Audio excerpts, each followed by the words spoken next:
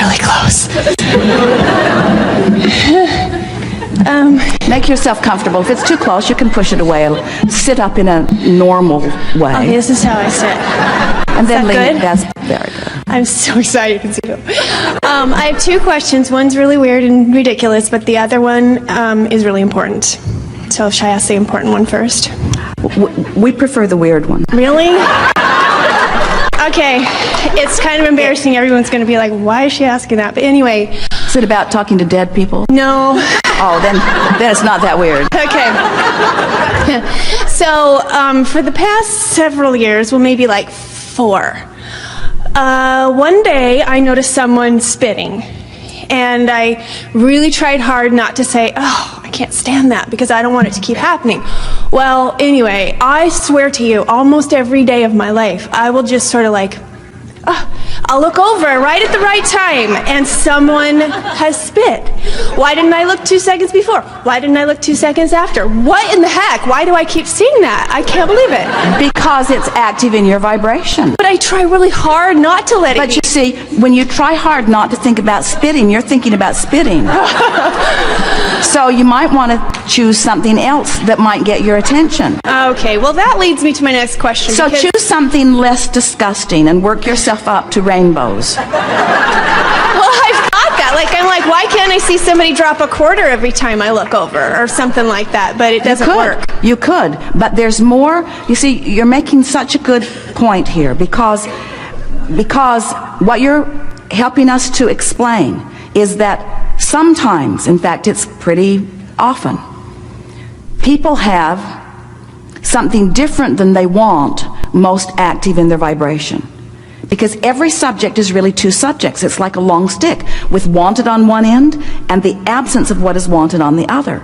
So without even realizing it, sometimes when you activate a subject that you're trying really hard to be positive about, you're just activating it where you last left it. Okay. So on something like that, you could just ignore it and focus on other things instead. But what do you think?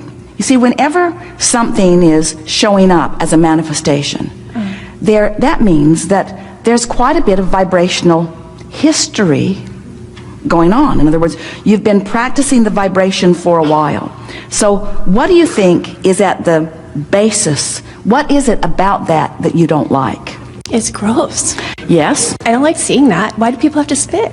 Well, because they don't like it in their mouth. You think it was gross on the sidewalk, you should have felt it when it was in your mouth. Okay, but why do I just have to look right at the right moment? That's what makes me irritated. Well, most. that's what we're wanting to help you get at. Okay. So it's gross, but we don't think that is necessarily what is triggering that within you. Okay. What does someone spitting on the sidewalk where you might see it, what does that represent to you? Is disrespectful. Disrespectful of? Someone might step in it. Disrespectful of others. Yeah. Disrespectful of you, but disrespectful of others. Mm-hmm. So do you find yourself on other subjects feeling concern about disrespect? Yeah. Did you have disrespect? Do you have disrespect? Is there someone disrespecting you? Why is that active in your vibration? And it doesn't even have to be something that's happening in a strong way now. It could just be happening now in those sort of trickling manifestations. In other words, that's not a very big deal. They're not throwing, we won't exaggerate it into worse things. But there's something going on vibrationally. What do you think that it is? Why I knew it had to be not about the spitting, and because that's just... It's not about the spitting, but the spitting represents what it's about. So let's go a little deeper. It's about disrespect for the world at large. So what kinds of other thoughts are you thinking about? Are you talking about other things that are disrespectful to the planet, or to people, or to women? In other words, what else is bothering you? Is that the only thing that's bothering you? No.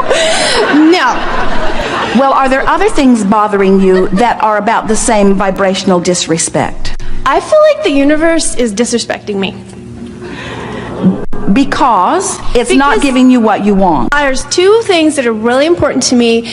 Everything else I listen to all the time, and so I know when all we the little say tricks things to get are the always stuff you working want. out for you, Except you for want to two say, things. that's not true in my case, and here's evidence someone nearly spit on my foot. Things Well, I are have not a little more working. evidence than that, but yeah. And I just feel like, So do you understand why we ask for the thing that you said was silly first? yeah. Because always you sit here as a point of attraction, and everything that you're going to want to talk to us about is about something that's coming to you in response to the vibrational offering. And can you feel how when we began here today, the very first thing that we were saying in the very first segment is about how we want you to find a way to find self-appreciation. Yes. Because the universe adores you, but cannot yield to you differently than you're feeling about yourself. And you got people spitting on the sidewalk. Yeah. Which is a sort of indication of how you're feeling about yourself. Yeah. And that's my question, is if I'm doing the best I can, because I don't think I can do this, really. Well, that's the most significant and wonderful thing that you're saying. When you're saying, I'm doing the best I can, Yeah. that's a really good statement, because that means I care about me and I am making an effort to do it. But let's soften that statement, because what you're really saying is, you're saying, if I'm doing the best I can, but what you're actually saying vibrationally is, I'm thinking I'm doing the best I can, but I must not be doing the best I can. No, I'm because not. it's not. I can't. Can't the universe meet me halfway? Can't it say, well, I mean, how many days in a row do you have to do the things that you talk about in order for something to happen? Because I just can't keep it up. You don't have to, not any days in a row and not any hours in a row. You just have to get there, and then everything falls into place. So, Get there. well, you I'm see, not programmed that way. you're right, because you've been programmed by an environment that has been indicating things differently than the way the laws of the universe are working. But the wonderful thing about coming into conscious awareness of how it all works is that the universe won't meet you halfway like your mother might. In other words, you might throw a fit as a child, and your mother might try to soothe it through some sort of distorted response. But the universe will not respond to your tantrums. The universe insists that you find the vibration. The universe insists. So am I doomed? Yes, you're in this way. You're doomed to more contrast, and you're doomed to launching more rockets, and you're doomed to more manifestations that indicate what you've been feeling vibrationally. In other words, there's so much about what you're living that is going well, and some of what you're living that is not the way you want it. A few weeks ago, Esther woke up in a hotel room. It was the week before Long Beach, and she was in extraordinary discomfort. She did not know what was wrong, but she couldn't stand up. It was the worst physical discomfort she had ever felt. So she went to the emergency room because she could not imagine, she could barely get there, and she had a kidney stone. Not fun.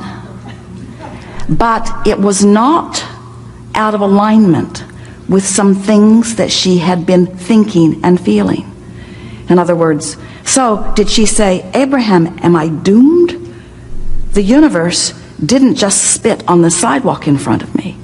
The universe yielded to me the single most unpleasant 12 hours of my physical experience. Am I doomed? Or is it a temporary manifestation that reflects some vibrational turmoil that gives me insight? In other words, it was not a difficult thing for Esther to do some matching up, and it's not a difficult thing for you to do some matching up. But you're starting with a flawed premise. You're starting with the flawed premise that says the universe isn't on my side when the universe is on your side. You're the only one who can ever not be on your side, and you only do it a thought at a time, a thought at a time, a thought at a time, you see. So next time you see someone spit on the sidewalk, stop and laugh and say, thank you for that. It's just evidence that I'm still not being as good to myself as I could be. You see. Okay. not being as good to myself as I could be. But I'm not doing the best that I can do. I'm doing the best that I'm doing, but I can do better. I can feel better about me, you see? I can feel better. I can look for more reasons to feel good. That's all that it is. You're going to hear a whole lot more as we are moving forward. We would like to leave you with this sort of stream of thought. I'm doing all right, but I want to do better. And there are a lot of things I don't like, but there are a lot of things I do like. And I'm really happy to at least begin to beginning to grasp the understanding that I do have some measure of control over my own life. And I'm happy, these are our words, not yours, but these are the words that we want to become yours. I'm happy that the universe never distorts my vibrational offering, that it always gives back to me how I'm feeling about me.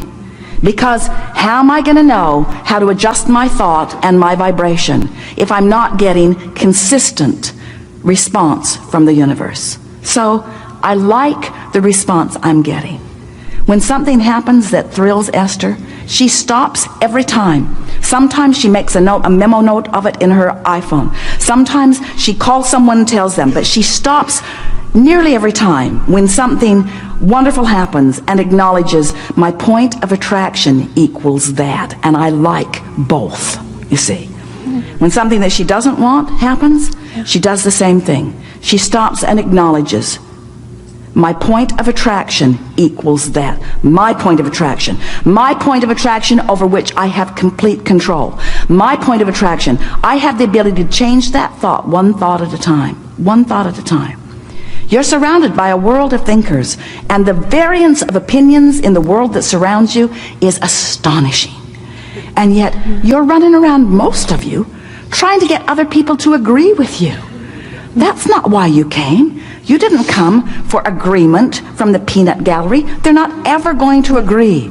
You only need to find agreement with the source within you, who is there, loving you, adoring you, proud of you, happy about where you are and where you're going, ready to reveal to you in every moment exactly how you're doing, and never one time ever criticizing you for where you stand, and that's why you feel negative emotion. You wouldn't be able to feel negative emotion if you weren't finding a variance from how Source feels about you. Your negative emotion means I'm thinking something Source isn't thinking. So do you think that when I see someone spit, that's the universe saying you're not in alignment? Yeah, when you see someone spit, it's the universe saying, this is how you're feeling right now. But the way you feel about it is different from the way Source feels about it. Source is reveling in the announcement of your vibration. As Esther was driving, she drove her car from San Diego over to San Antonio last week. So fun. And at some point, out in the middle of the desert, she looked at the gas gauge and it was on empty. Oh, no. It was 109 degrees in the desert. Oh, my God. Her sister is traveling with her. And she thought, should I tell her or not?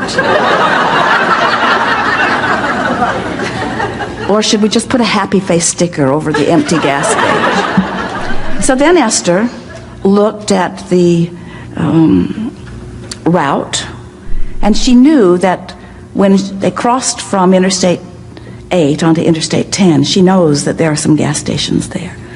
And she knew that that was 44 miles away. And she looked at how far her car is telling her it will go. And it will go 52 miles.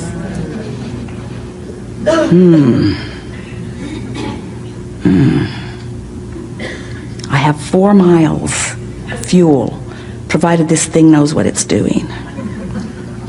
I think I'll slow down a little bit. Maybe use a little less fuel for this 44 miles. So Esther's indication showed her that she wasn't really watching what she was doing. But it wasn't out of being negative. It was out of just not paying attention.